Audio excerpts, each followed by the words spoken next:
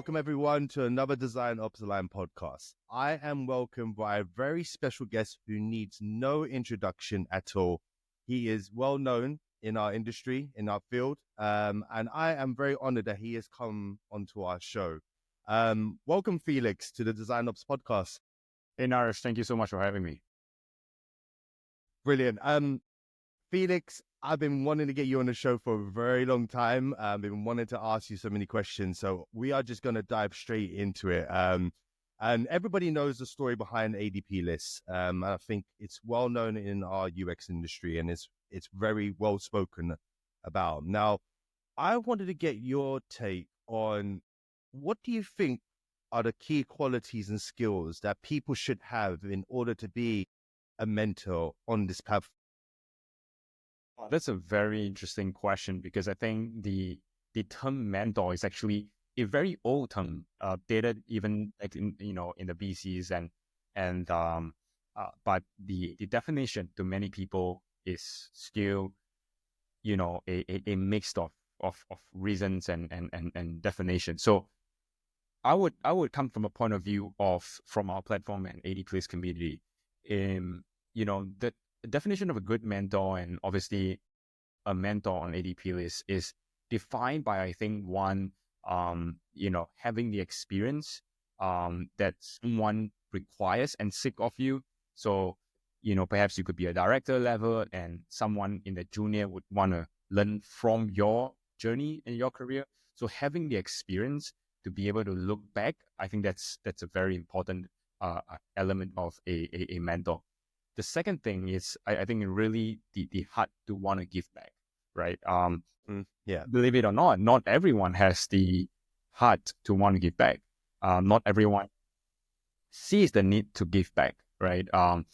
Some people would much rather spend that time watching a Netflix series or, doing something, right? But there are some people who really do appreciate the fact that they were given some supportive help throughout their career and they now want to give back. So I think the heart to want to give back is the second most important thing that we look for. Last but not least, I think is sort of the ability to say that, you have the capacity and from a technical perspective, like you have the flexibility and schedule to be able to give back at some capacity. And this is a very interesting one because that you could have the right experience, you could have the right opportunity to say, and the right heart to say that you want to give back, but sometimes you just don't have the time, right? And so I think having that element to say that you can have the time and flexibility to want to give back, I think that is also one important criteria that we recognize to be the reality, right? Because some people, they want to do it, but they just don't have the time. So it is a problem to also be solved as well. But I love that. I think that's why you kind of just nailed it on the head on how I wanted to kind of structure this podcast. It was ADPList about solely focusing on people in the industry giving back rather than, hey, I'm going to get paid for my time and that's the only reason I would give back. Was your business model focused on that aspect, on the community giving back? Well, I think the whole idea of ADPList is to give back, right? From the first day that we started this, the idea was to give back. The idea was to make sure that people get access to the people that they might not have access to previously or even currently. And so the premise of that was always to give back.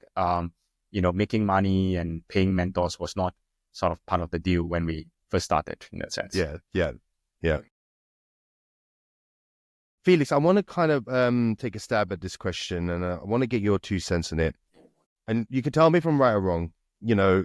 I've been in this industry now for 12 years. And what I have noticed in the last, I would say 6 years, is that social media has really heightened or given people an insight into what UX and UI is about. Now, again, you can tell me if I'm right or wrong. I find that in social media, people are showing just the 10% of this industry. The fun stuff where you're making the creative designs and it's animated or, the really creative stuff. But they're not showing that 90% of having to speak to stakeholders, get the buy-in, building that relationship. And do you find that social media is misinterpreting what is happening in this field? Well, I love that hot question. My hot take is that social media are filled with content creators and not designers.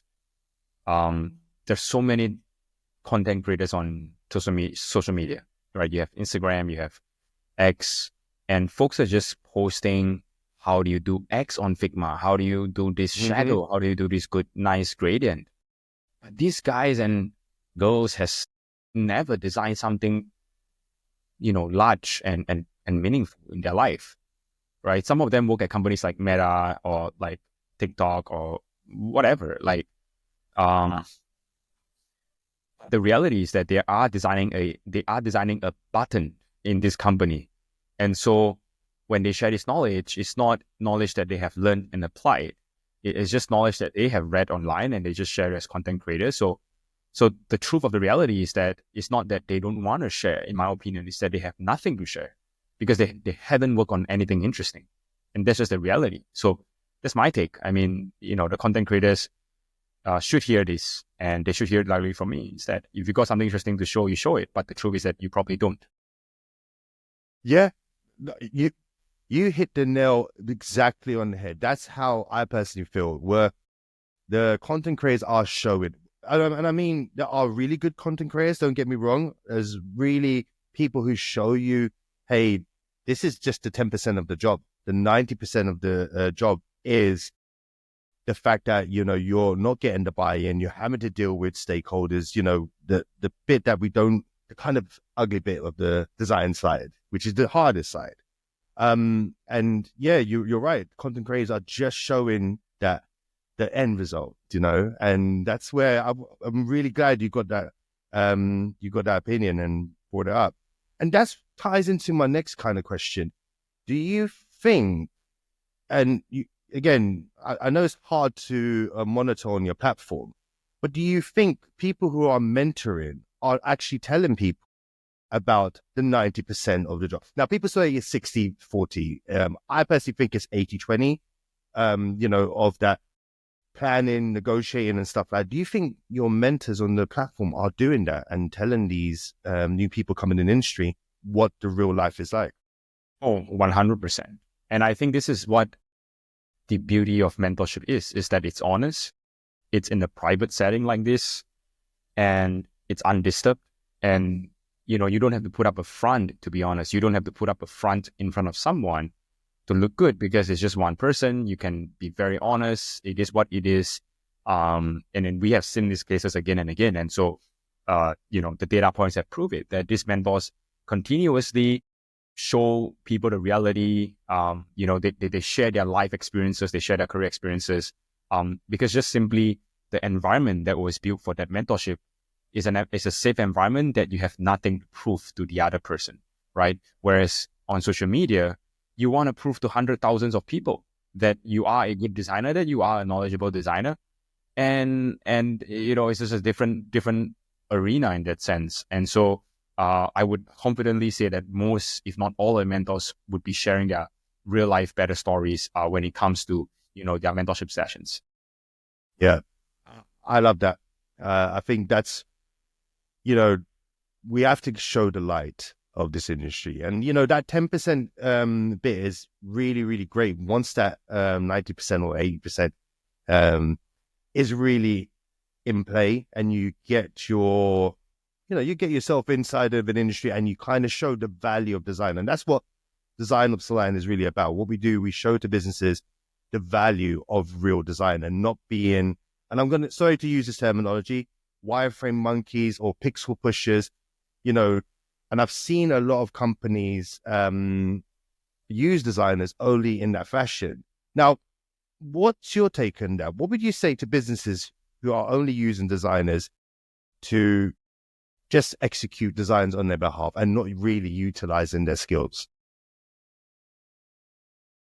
Well, I think those people are probably not aware and educated on how deep a design should go rather than just pixel pushing and just making things look good. They're probably not aware of how far and how deep they can push a designer to do certain things. And I'll give you an example. I was just speaking to one of my colleagues who just joined recently, and it's a pretty senior guy. And he said, we need a UXR. I said, what do you mean a UXR? He said, we need someone to do the research. I say, well, the design lead can do that, right? A designer should do that. In fact, a designer should be doing that. You don't need a researcher in a small team just to do research. In fact, everyone should be doing research, especially the designer who is designing for the product and the people. And so they don't know how deep and how far they can push these designers to go. Because I think the designers at like Meta and Fang and stuff like that, they are not doing that themselves. They are just pushing all this data analytics stuff and research to a different department, and then they just get all these insights to design their stuff. So those people in this company, in my honest opinion, majority of them, not all of them, but majority of them are pixel pushers, right? Because they do delegate their task. Now, here's the sad truth. Here is the sad truth, right? Most people look up to these companies, right? Most people look up to Google, most people look up to Meta, and that is the model, the mental model in which they look up to for designers. So, I don't blame them. I just think that it's a miseducation. It's an opportunity for more education here. But do you think that when people are hired into roles, their job is to educate a company? Because, people so let's take director levels and stuff like that. They get hired in. Do you think it's their job to keep educating the business, the value of design? That's, I would say, if you're a really good designer who is worth your salt, you would find a way to educate the team. You will find a way to educate the team. You will work hard. You'll push things through. You will prove it. You will prove, and you will go the distance to prove it. Now, I'm going to say something unpopular, is that if you are lazy, you'll probably just be taking orders and say, instead of trying to prove them, I'm just going to take their order and do what they want. Now, this is a sign of 90% of designers, or maybe a lot of people in different careers, just being lazy. They just take the easy way out, and we don't accept that here at ADPList, to be honest. I don't accept that in any place that I work, right? And so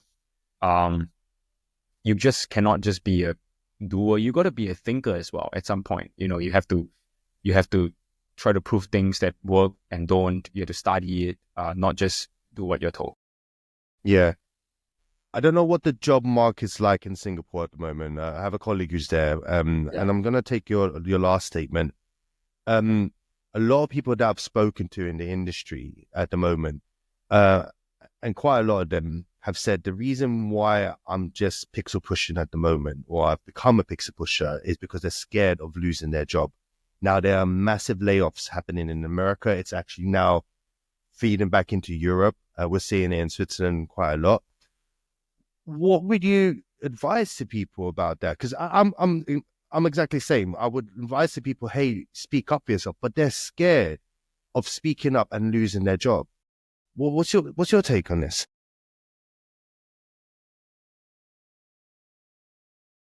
It's a hard one, isn't it? Yeah. I mean,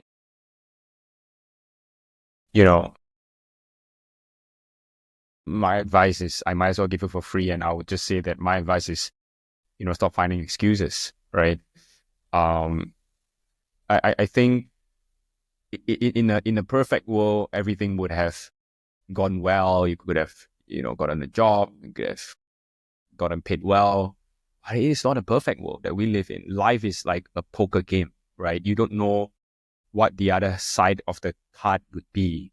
And the reality is that if you think that life is not fair, then there's so many different scenarios that could happen. It is unpredictable. So you have to be able to say, if it happens, you're going to take it and you're going to find a way out. And I just think that instead of complaining, and finding excuses that, oh, the job market is bad here and there. Try to find a silver lining. Try to find a place where you can look into and say, all right, I'm gonna try to get a job by next month. This is my plan and stuff like that, right? A lot of folks that are saying that it's hard to find a job and whatnot, and when you ask them, what is your plan? What are you doing daily? What does your schedule look like? What does your routine look like? There is nothing they can prove. So I used to be a national athlete, and I used to be in the military as well. We have schedule, we have routine, and there's no excuses, right? And so to me, it's that you have to kind of create a plan for it. You got to create a plan for it and stick with that routine. I know that it's tough for sure. Nothing is easy in that sense. So my advice is, don't find an excuse, start a plan, follow through a plan. I think that's the most important thing. Love that. That's some brilliant advice. Absolutely brilliant. Enjoying the content? Don't forget to subscribe to our YouTube channel and follow us on LinkedIn, TikTok, and Instagram for more updates. Your support helps us bring you even more great content. Now let's get back to our podcast. Felix, I want to go down the route of AI. Now, we are seeing a lot of AI tools coming about, and it kind of ties into this whole discussion about pixel pushing, which I kind of mentioned earlier.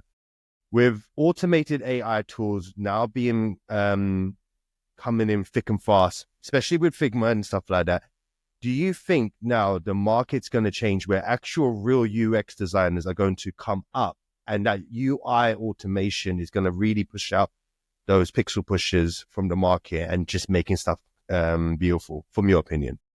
Wow. I'm excited about AI. I don't know if AI is going to generate the UI that soon, to be honest. I think it could generate basic wireframes, and there are tools like Galileo and whatever already generating AI UI, but it is just not, I wouldn't say it's not good enough. That's the interesting part. The interesting part is that it's not that these tools are not good enough. Is that as human beings, we want control, and we want something specifically to our ideals. And when an AI generates a UI screen and frame, it's more than often a little bit far from what you would imagine it to be. And you end up having to edit those things yourself, right? And so I think AI is going to maybe support the first 70% of, wireframing, churning out certain basic designs and stuff like that. But humans are going to end up with the last mile of design. I call it the last mile, the last 30% of, editing things, making things to sort of your ideal and whatnot. It would be pretty naive to think that humans will allow completely AI to take over the UI design part of things. I think humans tend to want to seek, perfection, and they would always kind of put their hands on it at the end of the day. And so that's my kind of prediction. And I think we'll probably see a lot of that. But I'm just, I am just not optimistic about the fact that UI will be generated by AI or UX in that sense. I think humans have a very specific point of view in which they might not be able to articulate. Hence, AI is not able to support because we are not able to articulate. But someday that might change. But I don't think it's the next year or two that designers will let go of their design. True. No, absolutely true. And I totally agree with you on that point. I just feel I've seen a lot of companies, and I've spoken to a lot of directors who are now, a lot of their peers are asking about UI automation to cut down time, effort, etc., etc. And they've now, look, I don't want to, probably my team will edit this out, but what I've seen is that companies are now starting to say, okay, the UI can be automated, but the UX will never, ever be automated. But then I came in with my 2 cents, and again, I have to always play devil's advocate on a podcast. A lot of, and I'll take the research side of it, a lot of researchers are starting to use this tool called synthetic users. Have you heard about it? No, not yet, actually. Tell me more. So, they go to this platform. Actually, let me try and show you on my screen so you can kind of see, and we can. Love a little bit show and tell here. Yeah, we're going to do a show and tell here. So let me share my screen, and you give me my 2 cents on this. Here we go. So, a lot of companies are now talking about this. It's called synthetic users. And what it is, and like I said, it's purely AI. They're not real users, but they can give you, I would say, 95% reality of your end users. So you can build the demographic, you can build the persona, and literally you can test them out with these type of users. Again, purely AI. And my business partner, she's a research ops expert. She tried it out, and it was amazing. She said it I was think really, this is really. going to work. I'll tell you why. I think this is going to work. For one simple reason. Go for it. Because humans are lazy. Humans are lazy when it comes to things that are not cool. So Yeah, designing UI is cool. I'm going to spend a whole day on UI because it's cool. Research is not cool. No one is looking at me. So I might as well get lazy and use this tool. This tool will work because humans are lazy and because it's not a cool task. If it's not a cool task, I don't want to be creative here. I might as well automate it. That's why this will work. Like, this is my prediction. that is a good theory, and that's why I wanted to tie it into the whole AI discussion. Do you think, and that's another thing you just mentioned, AI has brought some form of laziness to us. Now, that's why I don't believe AI is going to take away the creative side, because we want to do that. That's the fun bit, and is AI... Okay, let me actually rephrase this question. Do you think AI is going to make people in this industry more lazy at what they do? Or will it optimize what we do? I think it would optimize more than make us lazy. It would only surface things where people are already lazy on, but they don't have a choice. So many designers, they want to jump into UI right away. They love to skip the research part, and it's because it's tedious, because there's so much work to do. It's not the cool stuff. So humans are convenient creatures. Humans are convenient creatures, right? And so they don't get lazy. It's just that AI would resurface what they are originally already lazy on, and AI would replace those things. And now, humans get to focus on the more important things that humans like to do, which is like be creative, take control of this perfection stuff. And that's why I think that humans will not become lazier, because it's the same thing. It's more towards optimization rather than lazy. I love that bit that you just mentioned out. Every designer loves to jump into the UI, and that's where design ops really helps in showing people the value of UX, the scientific part. And look, I've seen it just in my career over the last 5 years. I have seen a lot of designers not doing that UX part. What I've seen is the explosion of UX UI, where they do a tiny bit of UX and they do a tiny bit of UI. But I've come from a background where, we were specialized in just UX, scientific, the information architecture, the user flow diagrams and all that kind of aspects. And the UI was the creative design bit. Now, I want to get your take. Do you think people in this industry, and also with your mentors, are they advocating for core UX principles? I think people are advocating, but they're not practicing. Okay. I would put a bet that people that talk about these full processes, product designers, not researchers, because if it's researchers, that's their job, sure. But designers that advocate for this full process, I'm willing to make a bet that they don't do it every time they design something. And back to the point, humans are lazy, they are convenient creatures, and they rely on system one thinking.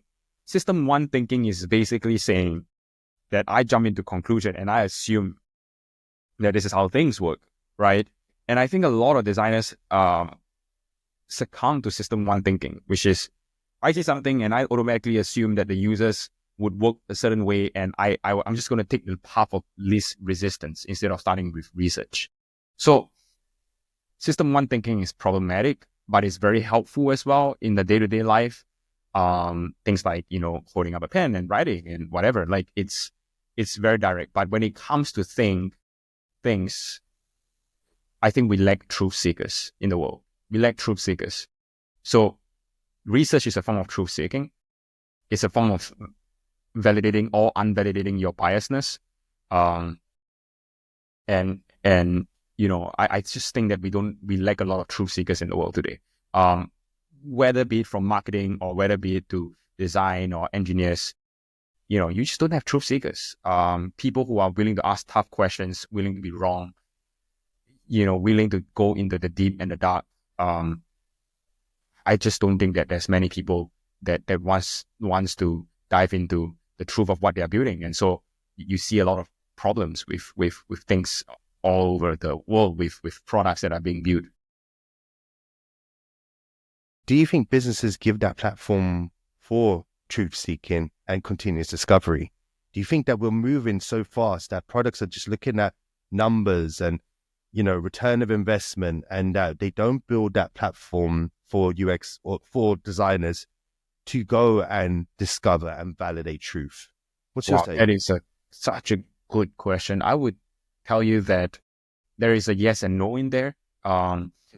Business and startups and companies wants you to move fast, and in moving fast, you have to sacrifice some form of sort of truth-seeking element, right? You would have to make assumptions.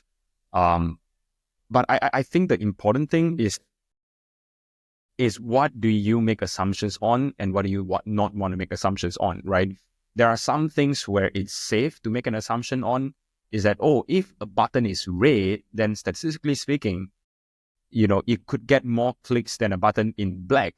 I mean, that is an assumption because 90% of the time, people click on that, but it doesn't mean 10%, like there is still a 10% chance that people don't click on it. So it's an assumption because it's not a full truth, right? A truth is just 1 or 0, but assumption is that there's always a chance that something goes wrong. And so I think it's what you take assumptions on and what you don't take assumptions on, right? So there are many small things that we should take assumptions on, like the color of the buttons and stuff like that. But I think what are the fundamental things that we cannot take assumptions on are things like the features that we want to build, right? The high-level idea. Because when you take assumptions on high-level idea, I mean, when you take sort of big assumptions, because everything is almost an assumption when it comes to idea. But when you take too big of an assumption of an idea, you tend to be building something that is fully unknown, that has almost zero conviction, or maybe just a little bit of conviction. But think about it. If we imagine a world where we have an idea and we constantly proof seek on what is the pros and cons, what's the weakness of that and stuff and whatnot, you just need to spend a week to truth seek that idea, that few ideas that you have. It's not a long time, but it gives you more conviction. It gives you more conviction. And again, I think a lot of people are not doing that because humans are just convenient creatures. They don't want to dive into the deep and the dirt. They just jump into it and say, I think it's going to work. Let's try it. There's good and bad there. Brilliant answer. Absolutely brilliant. Felix, I know I'm taking over your time, and I want to give this last couple of minutes to yourself. And what is in the grand schemes of 2025 for ADPList? Can you give us any insights or any kind of things I could share on the podcast? Yeah. So, the words that are written right at the back, I'm not sure if the podcast folks are going to, see this, but I just did our annual planning in the sense of just some annual goals. But we're going to break them down into quarterly and monthly goals as well, and weekly. I think 2025 is going to be exciting because, we want to go into the question of how do we allow people to start sharing knowledge without spending so much time once trying to share knowledge, right? So an example is that, today, if someone were to mentor a member, it's going to take them like 30 minutes for a phone call and a conversation. But how do we innovate to a point where the same amount of knowledge is transferred with a shorter amount of time commitment? And that to me is a powerful, powerful concept, because everyone in the world has knowledge to share. But unfortunately, back to the point when we started this podcast, is that unfortunately, not everyone has the time to share it. They have something valuable to share. They want to share it, but they don't have the time to sit down for 30 minutes to share it. So I think it's our job and our responsibility at ADPList to figure out, how do we want to innovate this question? How do we get the same amount of knowledge transferred in a lesser amount of time that requires lesser time commitment? In that way, I think that we'll be truly able to unlock even more of human population and say, wow, this bunch of VPs and CEOs who had previously not had the time to share it, now there is a way for them to share their entire career learnings and life stories, on ADPList, just with a push of a button, right? And it's a big question that we have, and we're still working towards there. And I think it's going to be a main theme of ADPList in the next year. And that's one thing that we're looking at. The second thing that we're looking at is probably the secondary goal is to really be a career health partner, right? I mean, today you have like finance tracker, right? It tracks your finances. Today you have health tracker that tracks your health. You have so many different types of tracker. But I say, how do you track your career? How do you know if you're performing well in your career? Not just in your company, but in general. How do you know you're going to where you need to be? How do you know what you're doing? No one knows. And I think there's a real opportunity for us to innovate on that, to say that, we can be that health partner, the health dashboard, and we prescribe you with the right tools and resources to improve. So today, just for context, a lot of people come to ADPList, they get mentorship, and then sometimes they don't come back, or if not, they don't even take mentorship at all. Now, I recognize the problem, and I think the problem is because you don't see the need. You don't see where your problem is. Now, I will put it in simple terms where everyone can understand, which is, if you go to a doctor and they're just going to give you like a packet of pills and medicine, you're just going to ask, why do I need this? Like, what is this medicine? Why do I need it? Now, they can tell you it's going to make you healthy and whatever, but it's not convincing. Now, let's change the equation a little bit. If you walk into a doctor's room as a patient and they show you a report, hey, this is your health screening, you have a high risk of diabetes, you have a high risk of cholesterol, I recommend you to take these pills. You will buy those pills. You will rush to get those pills because you're afraid that you will get sick.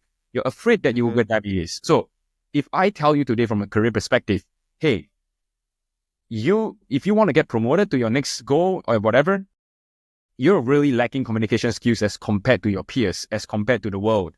You're lacking on your Figma skills and whatever. Hey, look, meet this person. Take this course, take these resources, you will buy it. Not just buy it, you will want to use it because now you know you need it. So in 2024, the secondary goal is to create an environment where I think the need for mentorship, the need for knowledge becomes amplified.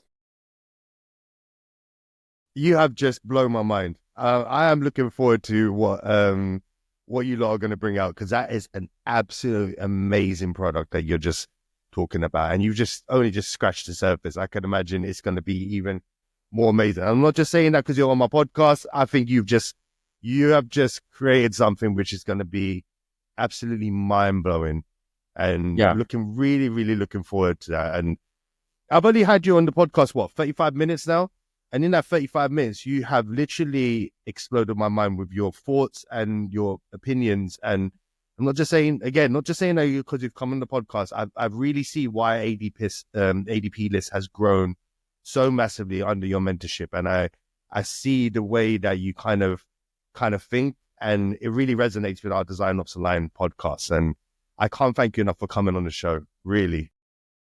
Yeah, Naresh, I really appreciate you for giving me the space and time to be here as well, and just talking to you. It's been a great chat, man. I really do appreciate it. I love moments like this. This is my last podcast for 2024, so I'm glad to be ending the year with you.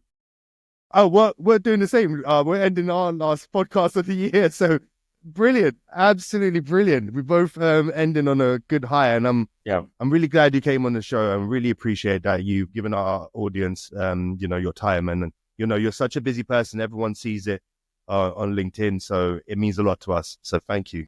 Appreciate it, Naresh. I mean, keep doing the good work. I'll be a supporter.